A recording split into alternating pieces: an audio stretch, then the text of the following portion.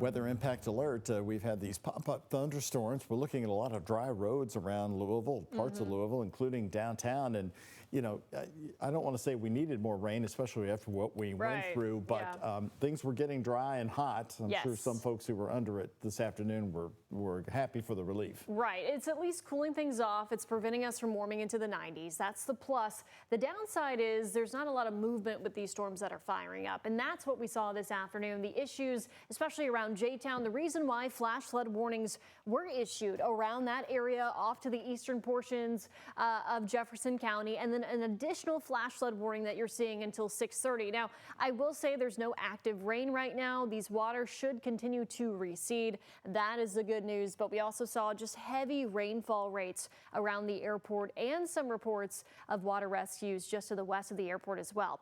Our new problem area is actually down in Hardin County now, in Easttown. This is where we had our strongest storms that we've been tracking over the last hour or so. And unfortunately, these are doing something similar to what we saw in Jefferson County, where they're not moving all too much. There are outflows that are flying out from the storm, allowing additional storms to build upon it and move over the same area. So we do have a flash flood warning in effect around E-Town, up toward Rineyville in Hardin County. This is until 8 o'clock tonight. And you'll notice here the excessive rainfall outlook. So this is another way to show a risk of flash flooding.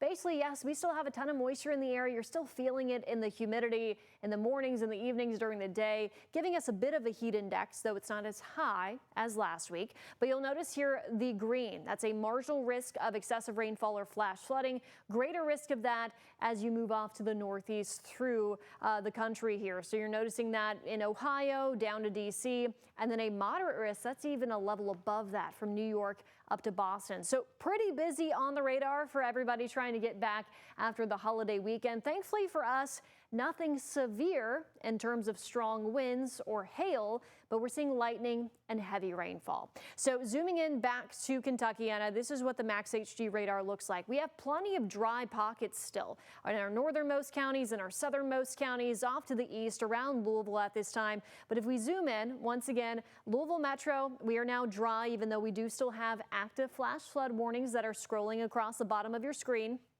Main area that's really dealing with the worst of it right now is Hardin County. So you're noticing this outflow pushing off to the west and southwest, but then storms are fairly stationary and also moving to the east and northeast. So they're just back building over themselves. And we're likely seeing some gusty winds, heavy rainfall right around there in Hardin County. Off to Breckinridge County, more scattered downpours, and off to the north, additional scattered downpours in southern Indiana, south of Salem, around Palmyra, also in Orange County down to Crawford County. Now your hour-by-hour futurecast, expect these storms to continue to dwindle this evening, especially once the sun does set. Then we'll have to watch for some fog formation overnight as temperatures cool. And then tomorrow, expect another hot and humid day, scattered downpours, especially mid to late afternoon into the evening. And I'm thinking more so Kentucky rather than southern Indiana, trending a little bit farther south tomorrow. Similar case on Wednesday. Better rain chances arrive with a front late Thursday night into Friday and even early Saturday. That front pushes down to the south. It'll dry us out Sunday into Monday.